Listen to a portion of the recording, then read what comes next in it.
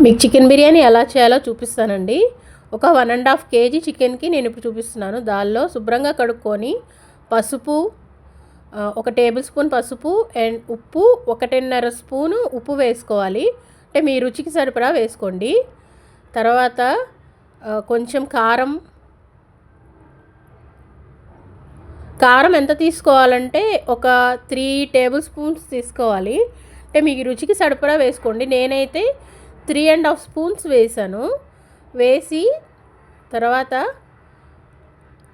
కొంచెం గరం మసాలా నేను ఇంట్లో చేసుకుంటాను. బట్ ఇప్పుడు నాకు అవైలబిలిటీ లేదు కాబట్టి నేను గరం మసాలా 1.5 స్పూన్ వేసాను. తర్వాత అల్లం వెల్లుల్లి పేస్ట్ అప్పటికప్పుడే నూరానండి నేను.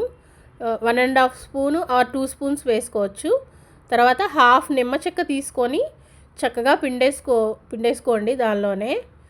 తర్వాత ఆయిల్, 1 టేబుల్ స్పూన్ ఆయిల్ వేసుకోండి. రుచి చాలా బాగుంటుంది ఆయిల్ వేస్తే.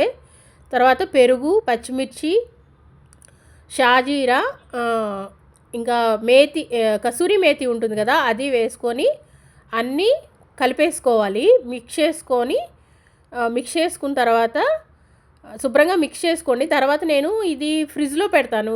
ఈ మిక్చర్ అంతా మీకు పక్క వీడియోలో కనిపిస్తుంది కదా, అది నేను మొత్తం మిక్స్ చేసుకొని ఫ్రిడ్జ్లో 2 అవర్స్ మ్యారినేట్ చేయడానికి పెడతానండి. అంటే నేను ఆఫ్టర్నూన్ కావాలంటే మార్నింగ్ 6 కల్లా లేచి మొత్తం మ్యారినేట్ చేసి, ఇదంతా మ్యారినేట్ చేయడం వల్ల ఏమవుతుందంటే ఉప్పు కారం బాగా దానికి పట్టి చాలా బాగుంటుంది, చాలా టేస్ట్ వస్తుంది.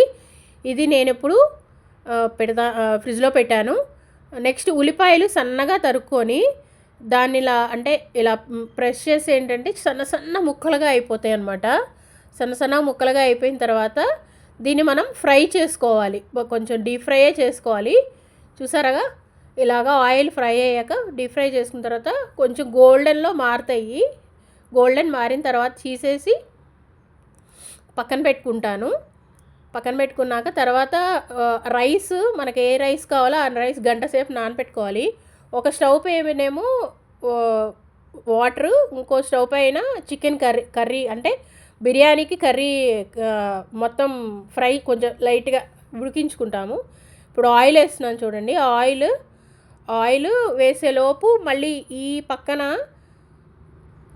వాటర్ ఉంది కదా, ఆ వాటర్లో నేను అన్ని మసాలా దినుసులు, యాలుక్కాయలు, షాజీరా, పువ్వు, లవంగాలు, చెక్క, పువ్వు, బిర్యానీ ఆకు, ఇవన్నీ వేసి సాల్ట్ కూడా వేయాలి.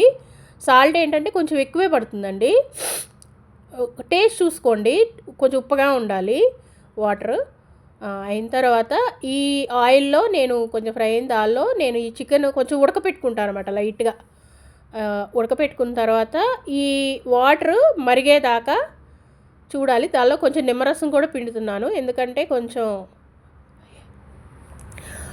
రైస్ పొడి పొడిగా వస్తుంది. నెక్స్ట్ ఇది కొంచెం ఉడకపెట్టుకొని మూత పెట్టుకున్న తర్వాత ఇది మరిగేదాకా వెయిట్ చేద్దాము. ఇది మరుగుతుందండి. ఇప్పుడు ఈ మరుగుతున్న నీటిలో మనం నానబెట్టుకున్న రైస్ని ఒక 70% ఉడకపెట్టుకోవాలి. ఫుల్గా ఉడకపెట్టకూడదు. 70% ఉడికిన తర్వాత మాత్రమే మనము ఈ ఉడుకుతున్న చికెన్లో లేయర్స్గా వేయాలన్నమాట. ఇప్పుడు చూడండి, ఇది 70% ఉడికింది. నేను ఇప్పుడు లేయర్స్గా దానిపైన వేసుకుంటూ వస్తున్నాను. చూడండి, అలా లేయర్స్గా. ఇప్పుడు మీరు చికెన్ ఒక లేయర్, రైస్ ఒక లేయర్ కూడా వేసుకోవచ్చు. చూసారా, 20 మినిట్స్ ఆగాక చికెన్ బిర్యానీ రెడీ.